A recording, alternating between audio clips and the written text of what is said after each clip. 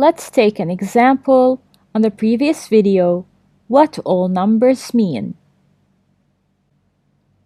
We have this formula, 2H2SO4. Let's see what does each number in this formula refers to. 2 means we have 2 sulfuric acid molecule. So the 2 is not only for the hydrogen, it's for the entire molecule, which is called sulfuric acid. What about this 4 found here? It means we have 4 oxygen atoms in each molecule. So we have 4 atoms of oxygen in this molecule. However, the 2 here is not for the hydrogen. As I mentioned earlier, the 2 for the hydrogen is found below it as a subscript.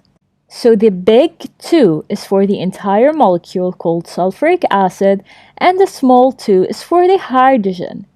And the subscript 4 is for the oxygen. If we count the atoms in 2H2SO4, so if we want to count the atoms, here we have a big 2 and then a small 2 next to the hydrogen, as you can see here. So what we do is that we multiply 2 by 2 to get 4 atoms of hydrogen.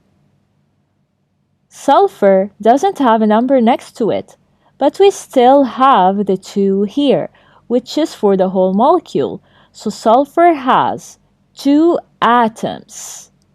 So we have 2 atoms of sulfur in this molecule. Oxygen has 4 next to it. So we multiply 4 by 2 to get 8 oxygen atoms. So pay attention how you're counting the numbers in the molecule. The big 2 is for all the molecule, so the small numbers must be multiplied by this 2.